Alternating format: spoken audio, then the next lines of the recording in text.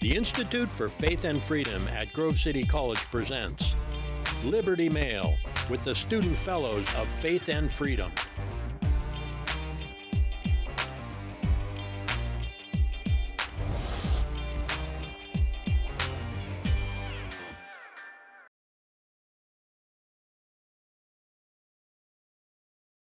All right, welcome back to the Liberty Mail podcast. I'm Ashby Abernathy, and today I'm joined by Mr. Lenny McAllister, who's here for our IFF annual conference.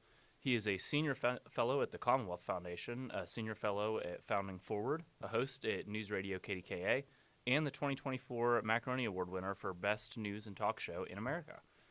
Mr. McAllister, would you just like to introduce yourself and tell us a little bit about what you do? Well, Ashby, I appreciate being here. My name's Lenny McAllister. As you mentioned, I am a guy that wears a lot of different hats. I am a talk show host on News Radio KDKA. We were a Marconi Award winner in 2024 as the best radio station in the country, a news talk radio station. I've been everything from a congressional candidate in 2016, senior fellow at Commonwealth Foundation and Founding Forward. I've been an adjunct professor at LaRoche College, now LaRoche University in Pittsburgh. I've also done public policy around the country, and I've also done multiple media outlets from Radio New Zealand to CNN, Fox News, and MSNBC. I'm one of the few people on the planet that had the opportunity to work with both Michael Steele and Jesse Jackson, and I did that over the course of a 12-month period of time without compromising my principles. So it's been a pretty interesting career ride, if you will. No, definitely. Would you be interested in telling us just a little bit about what the Commonwealth Foundation does and what they do? The Commonwealth Foundation focuses on public policy that will empower more Pennsylvanians. It's a statewide think tank. It's an award-winning think tank as part of the State Policy Network group of think tanks around the country. It is centered out of Harrisburg, Pennsylvania, but we, needless to say, touch all four corners of the Commonwealth. And we work on policies that will give people the opportunity to pursue their happiness and truly enjoy liberty through education and economic empowerment and the like. Mm-hmm. And do you want to speak a little bit maybe on just how important the education is in Pennsylvania? I know you talked about that today in your talk during our annual conference. If you just wanted to speak a little bit about that, education. Well, you're not able to have an educated citizenry without education. You're not able to have citizens that are able to take care of themselves and be self-sufficient without education. And on top of that, if you look at education as a business, because the state government funds an awful lot of education, well over 25%, and I mean well over 25% of public education is funded. I mean, actually, let me reverse that. Well over 25% of the state budget annually goes towards public education and education overall. So from a fiscal standpoint, it's important. From a lifestyle standpoint, it's important. Part of my talk today, I talked about how education is part of a national security imperative. It allows us to be free, it allows us to have liberty, but it also allows us to be smart and safe on the world stage as well.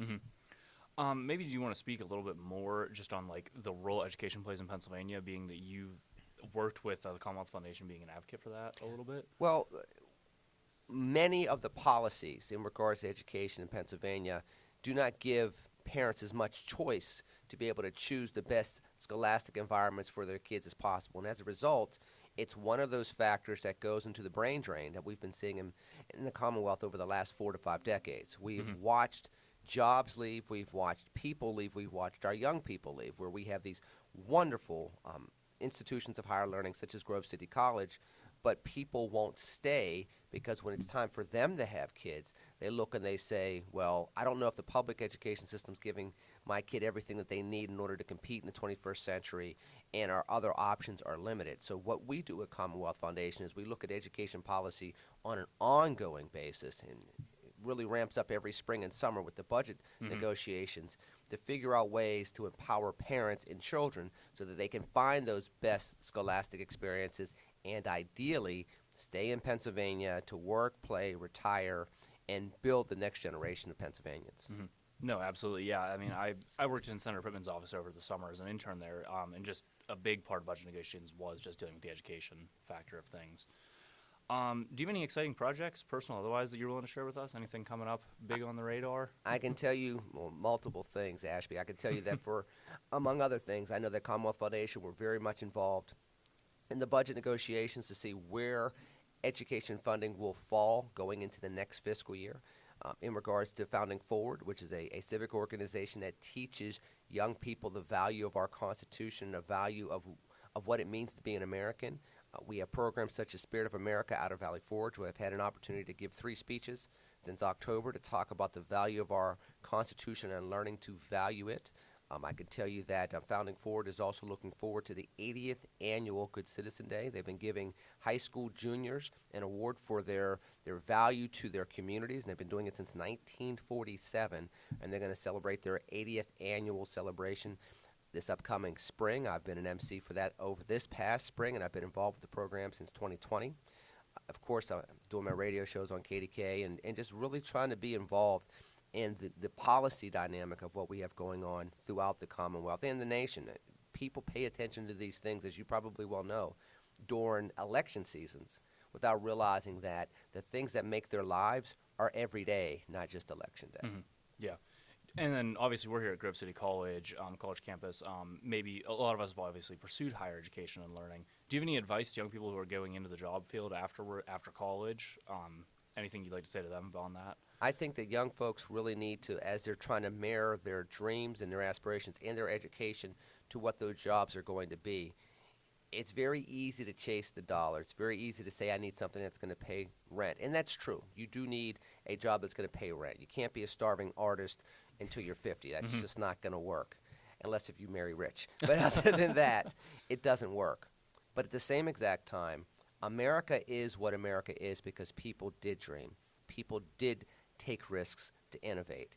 And number one, when you're in college, you should be taking advantage of all the opportunities so that you're prepared to innovate, to pivot, to think, to believe, to have faith. I mean, Grove City College is an institution that also talks an awful lot about having faith in God and having that relationship with God. Well, once you step into the real world, it can't just be something that you do in chapel.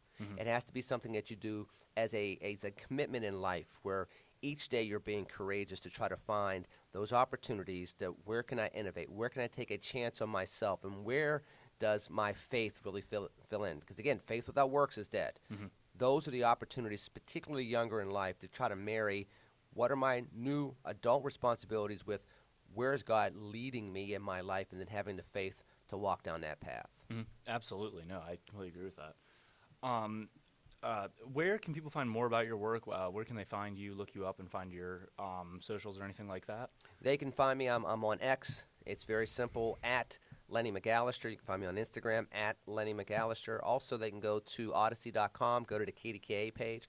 They can find my bio and some of my more recent shows there as well. Of course, I also have a page on the Commonwealth Foundation website where my bio is there as well. And I'm pretty certain as we, reformat the Founding Forward page, it should be there as well.